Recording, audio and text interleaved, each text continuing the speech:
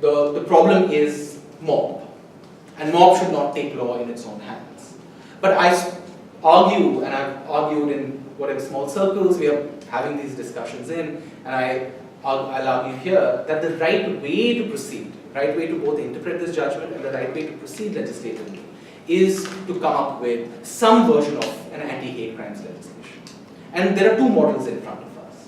One model is the atrocities model, which I pointed out, which details the kind of different actions that need to be criminalized.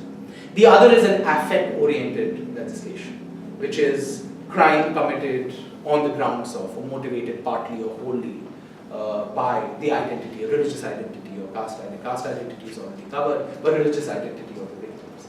And I hope, and I also suspect, that in the next few weeks, or perhaps a month or so, when the government goes back to the Supreme Court, I hope that it will be some combination of the atrocities model and the model based on affect. And that will only happen if many of us continue to read the Supreme Court judgment, despite other plausible readings, as a judgment based on a possible victim-centric reading. A judgment which cares not only about sort of the coherence of the state, but also cares about the dignity and the humiliation caused to the victims. The judgment, unfortunately, does not touch upon the questions of institutional reform. It does not touch upon cow slaughter laws. It does not mention that the victims of these crimes are people belonging to certain religious groups and certain castes. But in its generality, it does give us resources for those people who want to strategically use it to make the argument that at one level the court has recognized the nature of this violence, that this nature of violence is really attuned towards disrupting the social fabric of the country. And the only way to then respond is to respond by recognizing social vulnerability and creating those legislative forms, in the form, I argue, of anti-hate crime legislation, which addresses these issues. Of course, law will not be the only instrument here, but at least, legally speaking, would be a good start. Thank you so much.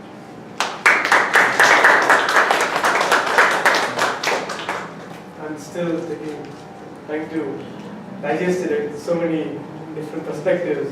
Thank you so much, but it was really, really important one. And you raised like very important points, and then I think I'll start with the first question and take the privilege of sitting here with you, and then of course you can open it up with the audience. Usually in the debates, theoretical debates about law and social change, people like Narula, who's in Colombia, have argued that because of the existence, and in the context of SSC Atrocities Act, that there is the rule of caste in India that sort of is overshadowing the rule of law, which has been continuing since the independence time, of course. And the formal structure of law substantively is insufficient given the social fabric of society that we find ourselves in. In the last bit, you did touch upon the fact that how can we really learn from our previous experiences and try to reform our experience so that the laws don't work socially. But of course, it cannot be that simple because it has to be looked in every context for that matter. What can be the strategies then, in the sense of making the law work? Because, I mean, of course, it's a very difficult question that I'm asking, and of course, the theoretical debates around that have been going on. But then, of course, there might be an anti-lynching law, and there might be other acts as well. But how do we make the law work? That's obviously a great question, and perhaps you should also ask this to those people who did go to the Supreme Court, presumably with the expectation that if the court delivers a judgment which is at least their liking, that it'll actually have an impact on the ground. I'm more of a pessimist when it comes to an actual social impact of law on the ground. But even for somebody like me, because a major chunk of the problems of mob violence in the cases which we have seen are institutional and legal, I think law, at least in that sense, can respond. So for example, it is precisely the legal infrastructure which is created around the protection of the cow. It is precisely the legal infrastructure created to disincentivize, or at least to victimize, in my view, conversion of people from one religion to the other. These legal forms play a major role in giving legitimate space, so-called legitimate space, to mob violence in India. That doesn't mean violence wouldn't exist otherwise. but this is also part of the problem. And I think secondly, as in removing them, I think would be a major step. The second would be, I think, in the long run, the most important legal intervention would be to introduce greater accountability to the police officers. And that doesn't automatically mean that the issue will be resolved. But what I think that does is it empowers the victim and opens up another avenue in which the victim can contest. And that is exactly why, for example, in the case of Atrocities Act, what the Supreme Court said was particularly worrying.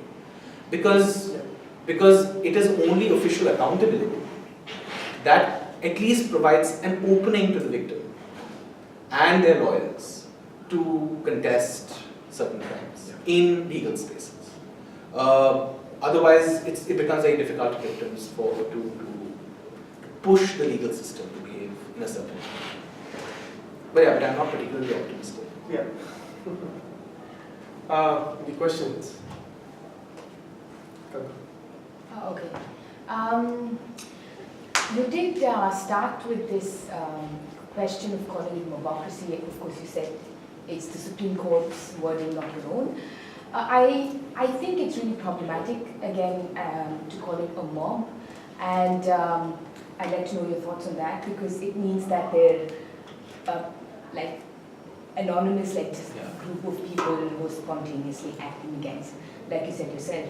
And also, you said yourself that there's a particular group that is working, and those are involved in these crimes. So, and it's not new. It's crimes against Dalits and minorities have always been with a group of people, a mob attacking, whether it's Keralaji, where the whole village got together and raped and murdered the family. It's always been done by groups of people. It's not new. So is there, what do you think? I mean, if we frame it in terms of a mob, then I feel that's again problematic. It takes away from the real, I mean, we are really bad at calling things by its name back home. And again, I feel like we're doing the same thing all over again by calling it a mob, a mobocracy. So I'd like to know what you think. No, I completely agree. I absolutely agree, and that is why I try to, in some sense, foreground the different framings which people have received these incidents with, both in media but also in the legal discourse. And one way in which it has happened is, as you rightly pointed out, is random, dispersed, apolitical violence. Right? A violence which poses really a threat to states' monopoly over violence, but doesn't reside politically in any specific place. And of course, I would argue against that. That is not the nature of violence which we see. Though the second part of your question sort of made me think, and this is a conversation which many of us continue to have, and it's not an easy conversation in terms of finding a conclusion, is what is different about this violence. You're right that violence has happened primarily against Dalits, but also a whole range of other groups in India for a long time.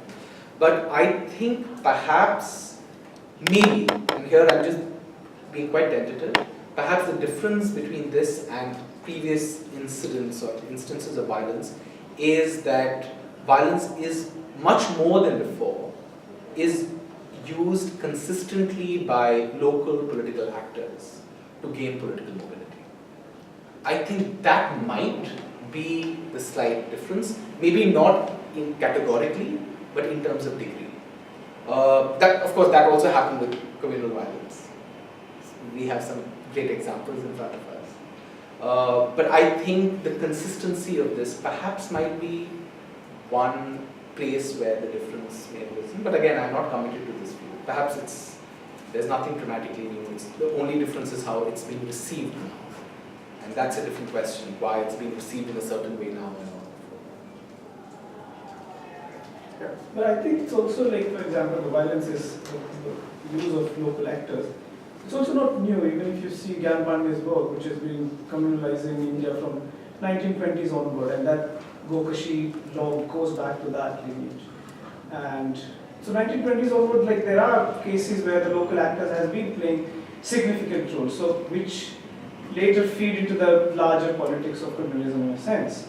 For example, this felicitating is also not new. Jayant Sinha is like one of the, in a larger trajectory of what if you go back to, I could see when you were talking about Jayant Sinha that the BJP and the RSS people felicitating this Sher Singh Rana, who killed Puran Devi in that sense. So that felicitating is also not goes back to that. One of the things which was talking about, like I was thinking about it when you were saying that we need to see these violence as well, especially to do with akhlaq and zunaid, in a sense with their socio-economic vulnerability in a sense. So I would be thinking in a way that how do we understand that 2002 pogrom or 2002 violence, where not the class, I assume when you were talking about akhlaq and Pehlu and these people, I'll come back to that spatial question later, but you mean to say that they're being coming from a, not from very affluent family or coming from a lower class background.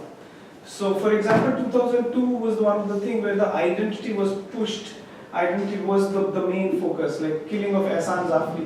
Ehsan Zafri was not coming from some of those people like Pehlu in that sense. This goes back to this area, you know, like you, I don't know if you understood that or not, but you framed it quite well in a sense. That space-wise, if you see, like even if you see from Muzaffarnagar to Dadri to Faridabad to Alwar, in and around, this is a space which has been most of the time, historically, and being a student of history, has not seen that sort of violence or inter-religious violence for such a long time. Like it started from Muzaffarnagar. There might be incident of small incident, but not like that. And why this space is more important for something like, I'm coming back to that mob lynching, why it is a mob. Mob is always a politically motivated. Because these were the people who were staying. Akhlaq was not killed by somebody from outside. Akhlaq was killed by the villagers itself. They might have had dinner with Akhlaq's family. They have joined them in some public gathering in a sense.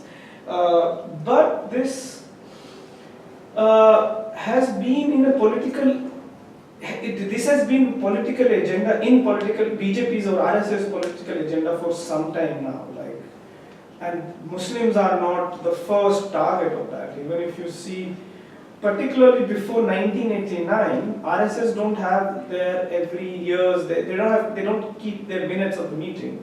But if you see their documents, the first target was minority, was Christian. Gramstein's model in that sense. So 89 and 90s was the time when the gear shifted towards Muslim. So that this kind of cases like love jihad, child abduction, mini Pakistan, runaway marriages, Gokashi in that sense. Those things became very common, which was now became the mainstream. It's not like those things were not there and that feeded the larger agenda of BJP. I don't think this is the case like that. I might be, I don't know, that's my view. I think this was particularly pertaining to that RSS agenda of, which goes back to that, I mean, 90s onward when they were putting their agenda against Muslim in a sense. So that local situation, local dynamics is all kind of a part of the complex web which has been created for some time by RSS in a sense. That's what I just wanted to say. Yeah. Any other questions, comments? Okay, so Suraj. yeah, hi Mohsin. I don't know whether it is a question or comment. It might be a mix of both. I really like your way of analyzing things procedurally. What I really like, not like, but I'm fascinated with the aspect of how procedures of justice themselves kills the justice. And it's very, very true, especially if we understand vulnerable groups, because they are the ones who can't enter into the justice procedures. And the point of procedures being violent, procedures being discriminatory, and how to address them. The one example was, kind of looking at and like listing out what all the actions count as themselves as kind of legally punishable. It's an atrocity act. Here I could recall this Michael Sartre who talks about procedures. There is a French theorist, and also Foucault's idea of governmentality, where procedures themselves should be the point of contestation for most of us who are concerned about this kind of stuff, and as in very important social issues. Because what we are really finding out, we talk about the larger narratives, which is very much important part of it, but most of us do not focus on these procedures, which you pointed out in your discussion. That one point is there, and the other part is about how these political parties and political actors, not only at the local level, but also at the kind of who are part of the ruling class now, how they see these kind of instances as some kind of where these perpetrators are themselves are victims. The idea is kind of oh, it is a reaction, but no, they were also suffering because their religious sentiments were hurted, or there these kind of things were kind of that. So it's just like we also have gang in SOAS and all around us. We call it reverse discrimination gang. So all kind of elite people here. So they have really good idea of it's the reverse thing that's happening us, and this is a gang of people, and it exists across the globe. It's a cosmopolitan gang of reverse discrimination. Also, men's rights groups. Yeah, that kind of thing. Yeah. So this kind of funny thing. And yes. Yeah, I have a question about why do you have hope, in kind of government after 2 weeks coming back and saying yes, we are ready to prepare a kind of or we are ready to kind of bring a legislation about tackling or addressing this problem. I don't see, because they have got really cunning lawyers there. I mean, sorry to say this, they really got. I mean, they might come. Cunning lawyers. I mean, everybody. You're not giving up that easy. Yeah, anyway, but they will come with a very different and illogical arguments, and which they have been doing irrationally all the time. I mean, I don't have any hopes there.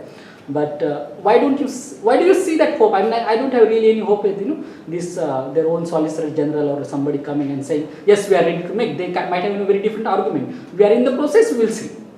I mean, very kind of procedurally not acting on it.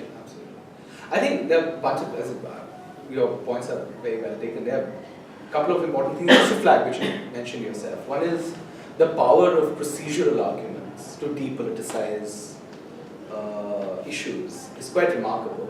Well, what I remembered was that each time a question around the number of instances of violence was raised, both inside and outside the parliament, the reply was procedural. The reply was the National Crimes Record Bureau does not give us data. It may be a problem, but NCRB doesn't do it.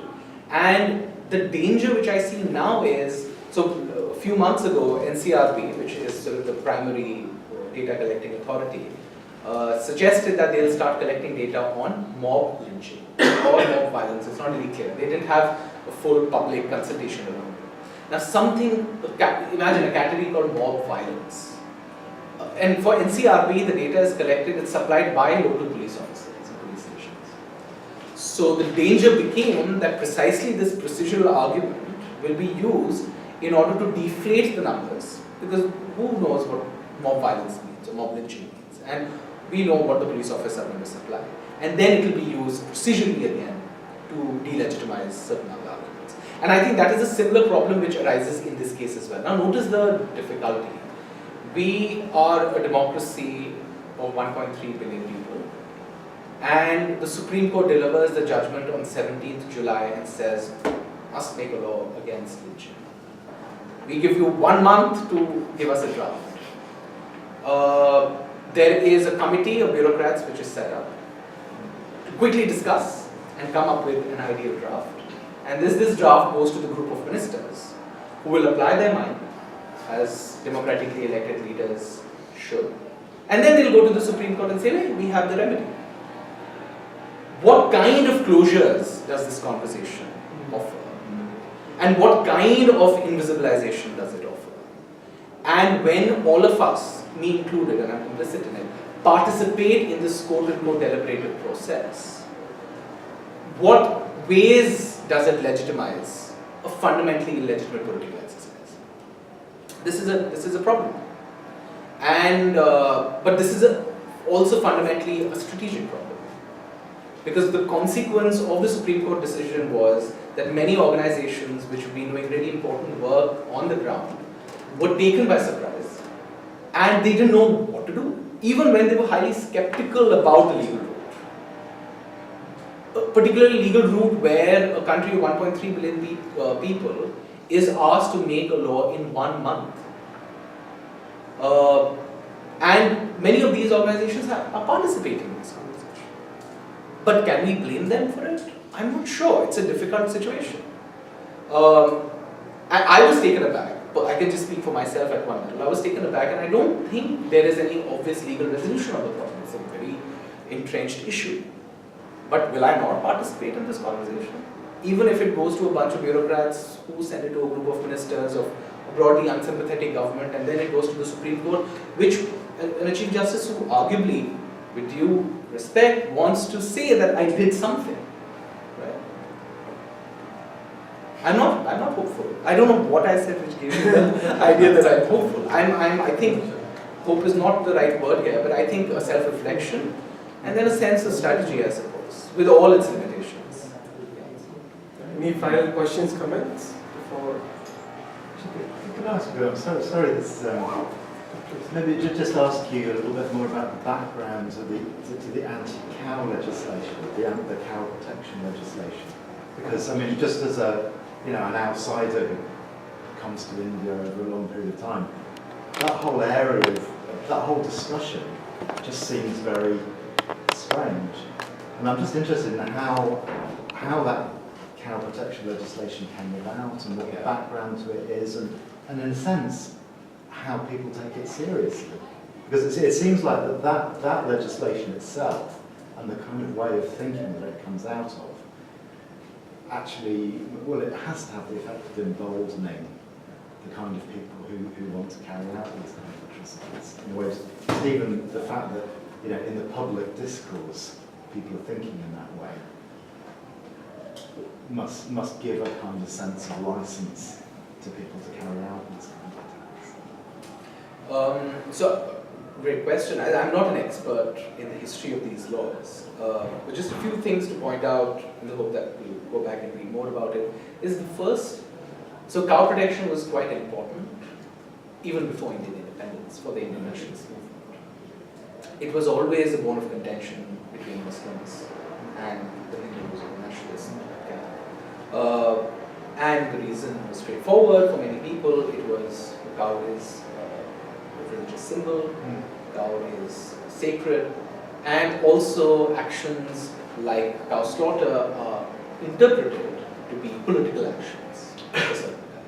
They're both religious and political. But that's my interpretation of sort of the history of these laws. And the first wave of these laws were actually not enacted by the so-called Hindu right wing. It was done by the Communist Party. And in fact, right after independence, there was a broad sort of agreement, quote-unquote agreement, even among many Muslim politicians that sure, this is a good thing, let's not sort of kill the cow. But what has happened over a period of time is that many of these laws have become more and more stringent. And in some states, animals apart from the cow have also been. There's a fair amount of sort of constitutional discussion. Now, what the Supreme Court said while upholding the constitutionality of these laws is in the Indian Constitution there is a part called Directive Principles of State Policy. These are unenforceable legal provisions that are meant to, as the word Directive Principle suggests, as principles suggesting to the state what policies they should create. So these are unenforceable technically, even though there's a long history there, but they are meant to sort of reflect the values of the Constitution. And one of the directive principles is protection of cows and other animals in the interest of animal husbandry.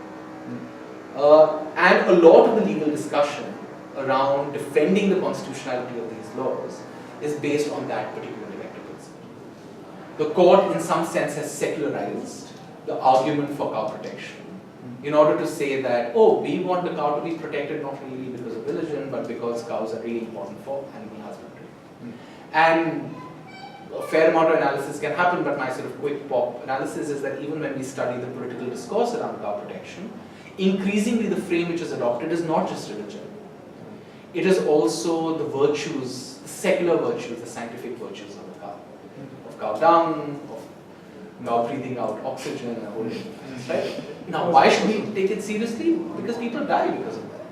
And it has that power And once the constitutional muster was passed by these laws and they became part of the legal fabric, then you may be right that it may legitimize people from taking law into their hands. But that's exactly what the Supreme Court said, right? It said that don't take law into your hands. If you want to punish a cow smuggler, the state should be there to punish them.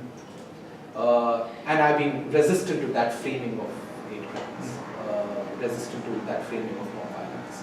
That in order to just understand violence, even in the context of cow, we shouldn't understand this violence as merely reactive. Because a lot of evidence now shows that there are extortion cells which are operating on the borders between states. Now, another reason why borders are important is because that's where the cow and other cattle are transported. Many people who have been killed were not even transporting cows. They were transporting other animals. And more people are now suggesting, and I haven't seen this personally on the ground, but the activists and advocates on the ground tell me that there are extortion cells which operate, and they take fees for people to transport cattle. So it's a beast which has taken a life of its own. I just noticed that I'd never heard of it, going to India over 15, 20 years, and then all of a sudden, within 2 or 3 years, I was hearing about it, reading about it in the newspapers, people telling me about it, and then suddenly everybody was talking about this thing, as if all of a sudden it was a big issue. But it is always, massive communal violence has happened because of cow. Sectarian violence in India is connected to many issues. One of the issues is cow. So it is quite ingrained in. Going right back to the 1800s, 1900s. Yeah, exactly. Yeah. No, thank you, it's very interesting. I mean, I had no idea that it went that far back and it had such a... Yeah. Before we end, Karuna Trust, which is based in London, was kind enough to contact us and partner us for our future programs. They have a short 2-minute video, after which Banga will give the vote of thanks. So, Keval, if you would like to come on. I have no idea what's going on, so I think, Okay. do you know anything about the video? Or no? Okay, then I'll just play the video because I was told by... Oh yeah, Cameron, fine, yeah. Thanks, that's fine. Of course.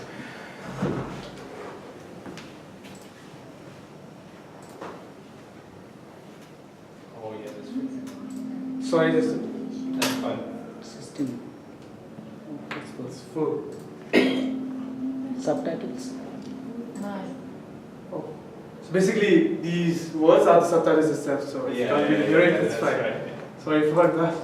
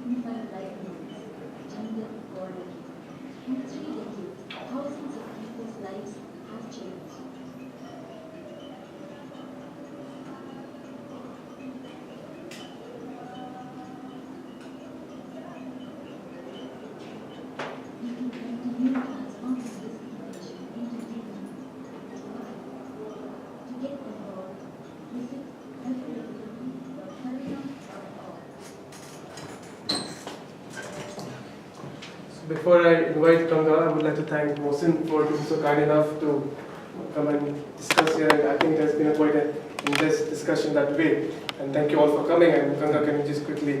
Oh, I mean, thank you for starting with thanks once again, Mohsin, for being here, and everybody for being a part of this discussion, and Karuna as well for the video auditing here. And of course, Ambedkar Society, Mohsin for creating the poster. Thank you. Thank you all for coming.